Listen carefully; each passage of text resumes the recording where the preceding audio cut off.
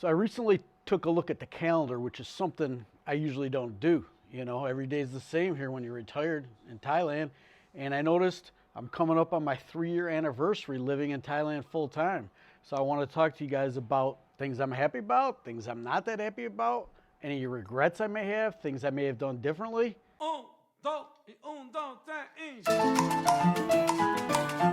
initially came to Thailand in January of 2020. I lasted about 2 months here, then everything started getting shut down. I had to go back to America. Didn't know when I was going to get back to Thailand. Everything was shut down. I'm retired. I'm sitting on the couch in America just dreaming about where I can go. I love Thailand. I wanted to get back there. It was my favorite place. Well, it's the fall of 2020 and it doesn't look like I'll possibly be able to go back to Thailand for a long time. So I ended up going to Turkey. After 3 weeks in Turkey, I happened to be looking at the Thailand Embassy website in Washington, D.C. and saw that they had opened up the retirement visa again. And I couldn't believe it. I didn't think that, they were going to open the country back up. There was one big catch. If you came out to Thailand, then you had to do a 2-week quarantine. I scurried back from Turkey, got all my paperwork into the Thailand Embassy. Actually, it was the consulate in Chicago. Got my retirement visa, got my OA visa, and I think it was October 31st, 2020 is when I arrived back into Thailand to live here full time, to be an expat, to just be retired in Thailand. Did 2 weeks quarantine in Bangkok, which sucked, and got out. And I've lived my life a certain way, and I wanted to just kind of look back on the past 3 years living here full time, just assessing some of the things I've done. Maybe it can help others out. Maybe it won't. I lived in a place, lived in Pattaya for a little while. Things got shut down. I had a girlfriend. I got married. I got divorced. I bought a condo. There's many things I've done over the last 3 years. Probably covered a lot more ground than most people will, and getting a lot of experiences here in Thailand, and just wanted to touch base on that. So looking back on it, I kind of only have one really big regret. I'm going to touch that at the end. And I'm not going to say regret because it's kind of a bad idea of regrets, because why regret anything? You can't redo it. It doesn't make any sense to just look back at things and worry about that you did something wrong or something didn't work out right, because you can't change it. There's only now and the future is not even certain. So why ponder on the past? But I'll touch base with the one main thing I would have done a little differently had I known what I know now. If you guys don't mind just taking a second to subscribe to my channel, it really helps the video out. If there's a lot of subscriptions on a particular video, seems like it gets pushed out more. So if you could just take like 2 seconds, hit that subscribe button.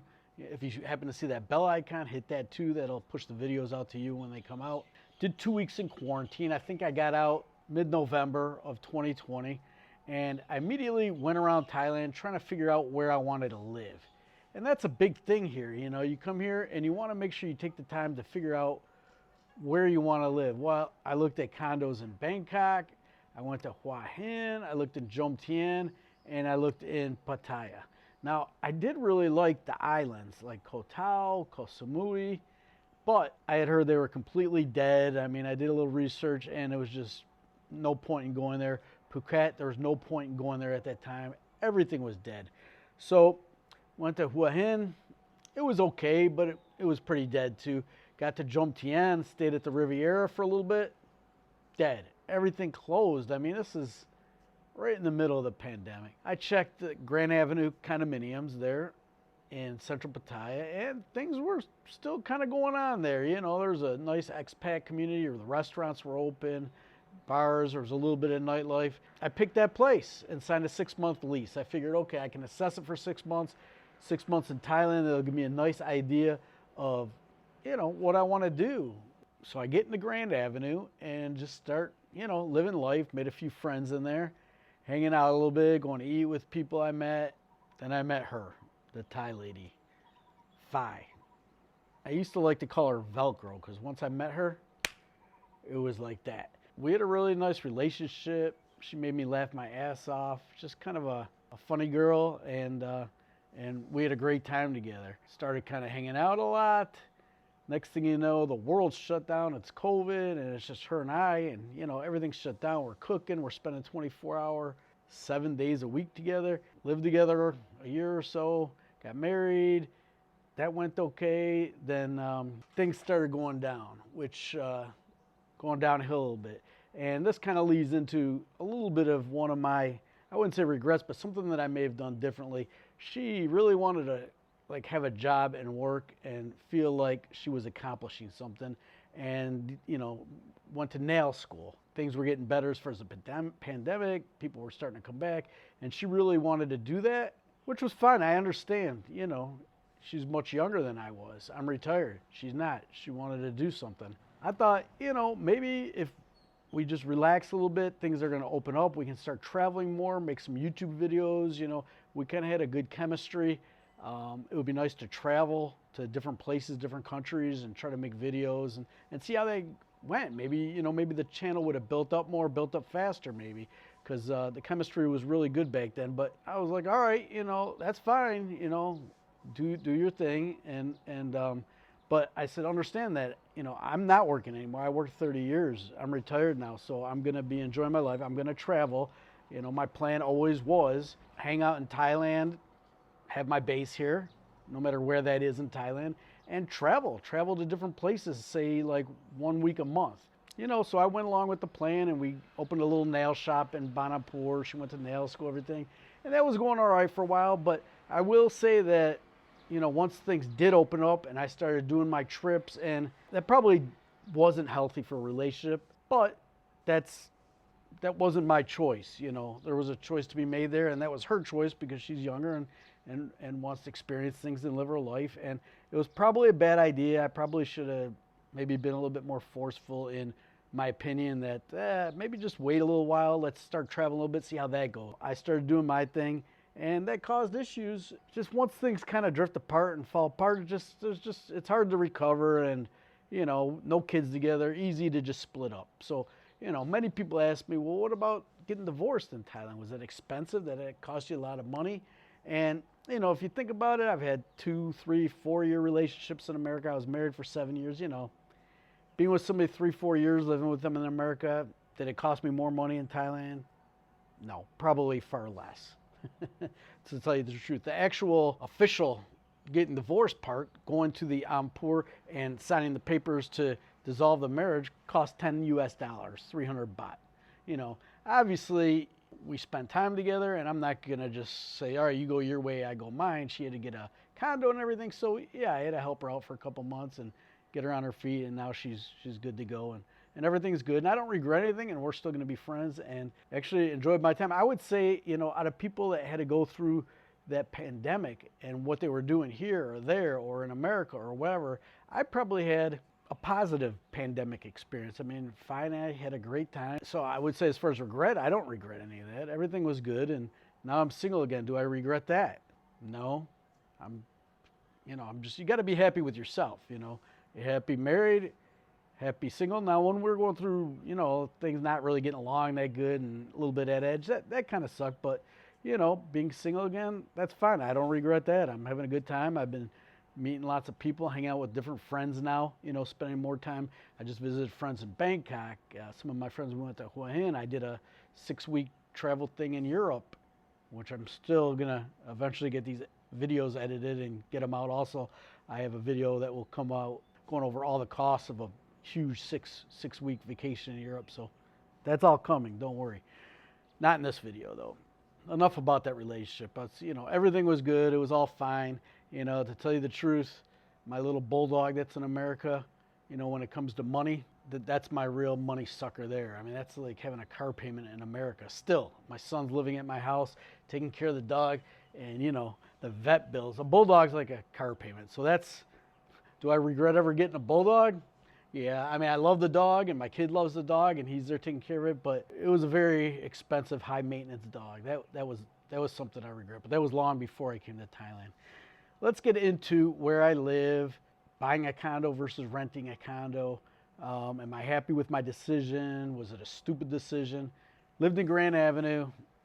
After 6 months, I kind of outgrew that place, and it was decent size, like 46 square meters, right in the middle of central Pattaya, and it was fine. I didn't have an ocean view. That was something that I really, really wanted if I'm going to live in Thailand.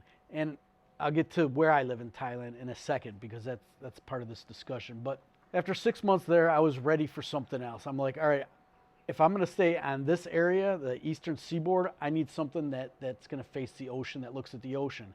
So I started looking all the way from Wangamat all the way to Bang Saray. I didn't care. I just wanted to find the right place that was bigger than that other place that I could see the ocean. That's what I wanted. I was open to rent. I was open to buy if I found what I felt was a good deal that would be financially rewarding to me long in the future. And as I was looking, to tell you the truth, I found a place that I loved, and I'm in Nha Jom Tien near Bang Saray, but this was in Nha Jom Tien close to Jom Tien, like in that area, the octopus, the crab seafood place right at the end of Beach Road in Jom Tien. Near there was a condo that I could have rented, and it was like 180 square meters or so. It was huge. It was awesome. And this is back in the middle of towards the end of the pandemic, in the middle really. And that was 30,000 baht a month, which was pretty expensive at that time, although a great value for this place that had an awesome view, an awesome gym, nice facilities. They had just remodeled everything in this place, and I loved it. I wish I could have found a deal in that place to buy. I ended up just hooking up with this real estate guy. I looked at a place at Cozy Beach, Pratamnak, and I liked the area a lot, but the condo was just, you could tell it was poorly constructed. I did not like the building. I just didn't like the construction of the building. It was over there somewhere in Pratamnak near Cozy Beach. I don't remember the exact name of the building, but he said, hey, I got something a little farther out if you want to see it. It's not really on the market, but the people, they kind of have a deal in the works with somebody, but the person's not here right now, and it could take a long time, and they really want to sell. And I came out here and looked at the place, like 118 square meters, big balcony looking at the sea, and it was sort of everything I wanted, a little bit further out than I cared for, but then when I walked down and the beach is like 200 meters, a nice private cove, nice beach, I kind of fell in love with the area. I said, yeah, I mean, it seemed to be like a COVID price. I know that the prices a few years earlier were much higher in this building. So I did it. I bought it. Do I regret it? Well, I'm 2.5 years into it, and to tell you the truth, I don't know if I regret it or not, because I still don't know where I want to live in Thailand. Like, I've been here 2.5 years, and I like it. I just went to Bangkok last weekend, and I love hanging out in Bangkok. It's like I said in that video in Bangkok, like, I kind of wouldn't mind two places, really, because there's, really three. One on Koh Samui, Koh Phangan, too. I like that area.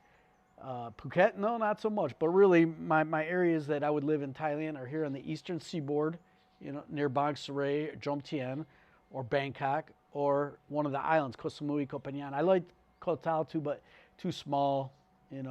Medical is a little bit too far. The main hospital is on Koh Samui. So I'm still torn with that. Like, I still don't know where would be my favorite place to be.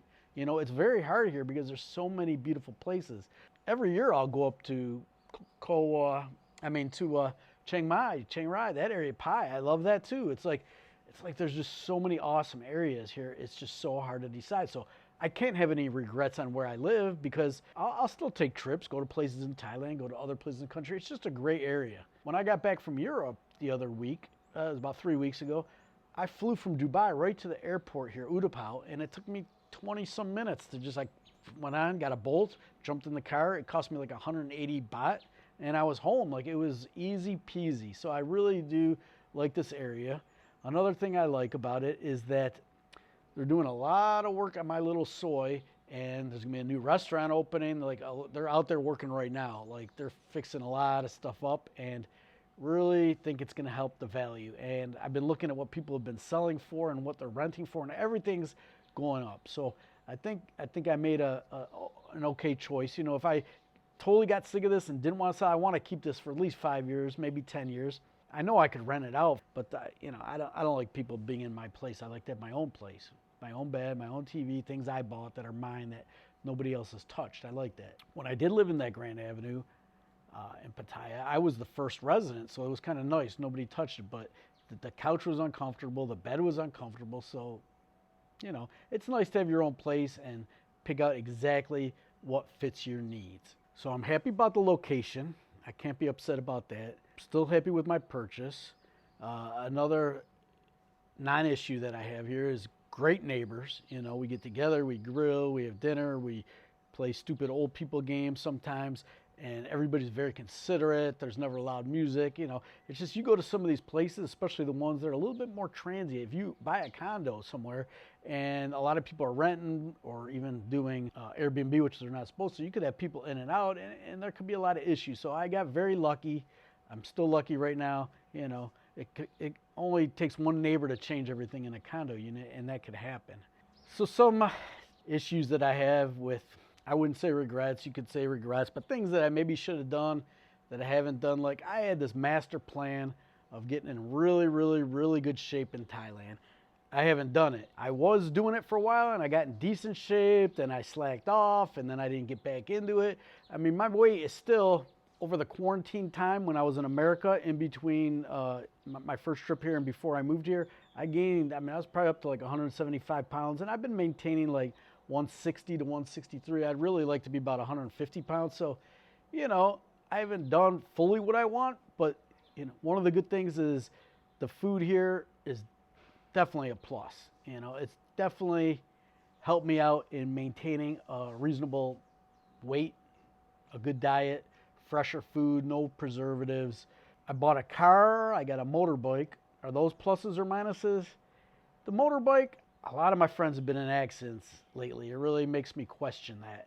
However, I love the motorbike, and when I'm tooling around in this area, just, you know, Jomtien, Bang Sray, Jomtien Beach, it's great. You can tool around, and it's just so much easier to maneuver than when I drive my car. When I drive my car, I hate it. Traffic is hell. People are weaving in and out. When I drove to Bangkok the other day, some friggin' semi cut some dude off. The dude came, I mean, literally, I think he was this close. Like, some new light went on my thing that showed he was so close to me, and I was able to move over a little bit, and luckily nobody was next to me on the other side, and I avoided an accident. But every day it seems like you're almost avoiding it. It's going to be inevitable. I hate to knock on wood, but, you know, I hate it. Should have I not bought a car and take Bolt and buses and everything? Probably. You know, do I regret it? I do plan on driving around Thailand. I've driven to Bangkok, Hua Hin since I've been back. It's good and bad. You know, I'm still on the fence on that. I'm not putting that many miles on it. And, you know, I bought a Mazda, and they seem to retain a pretty good value here. So that's not too bad. All right, whatever. Ask me questions, you know, about other specific things. Do I like? Do I regret? Do I not regret? I'm going to get to my main thing that I should have done. Before that, my visa, a couple times I got the O visa, then came back, got the OA visa. The OA visa was better than the O visa because I didn't have to, even though I have insurance, it's a pain in the ass to show them because it's from America, and it takes a lot of convincing them. They want you to get the Thai insurance, even though legally, you know, the insurance I have from America is acceptable. And then I got the 10-year visa, which is probably the best thing I've done here. You know, you got to maneuver your paperwork, you got to show money, you got to provide a lot of proof and documentation. But once you get it, even though it's almost like paying for 10 years in advance, just, you know, I haven't done a 90-day reporting. I go to the fast track. It's just easy. It makes my life easier, even though I paid up front, but I'm kind of on a 10-year plan here, so I think it'll be okay. I think I'll get my money's worth out of it. It was 50,000 baht, so a little pricey, but when you do that, you don't have to keep all that money in the bank. So I took it out and wasted it on a car, you know. Stupid Greeny.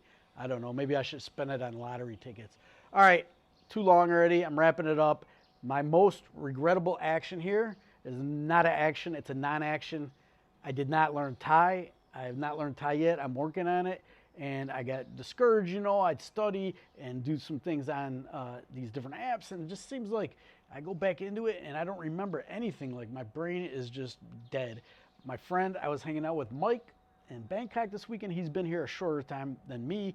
He's taking classes, and I mean, we're out and about, and he's just blah, blah, blah, blah, blah, blah, speaking Thai. He's like, oh, guys, it's not good. It's only 20, 25%, but communicating very well with people. And I think I'm going to focus myself on, you know, starting to learn a little bit more Thai. I plan on being here till I'm 65, maybe much longer. I have to figure out this Medicare, I think it's called, Medicaid, no, Medicare. I don't know how it works. I don't know how it's going to work with my insurance. Social Security and that are things that I will tackle at a later date. I still have 5 years to go before I'm even eligible for Social Security. So right about that age, about 62, 61, I'm going to really, do a deep dive into that stuff. If I'm still doing YouTube, I'm sure there will be videos. So if you're into all that stuff, make sure you subscribe, because, 4 years from now, I'll be making these videos. Maybe sooner, we'll see. Because my friend Charles is coming out, and he's going through all that right now. He'll be here in a few weeks. We'll probably do an interview and talk about Social Security. So, all right, guys, like I said, please subscribe. Hopefully you enjoyed the video. Give me a thumbs up. Hit that like button. Hit the bell so you're notified. All that bullshit. Greeny out. Yeah.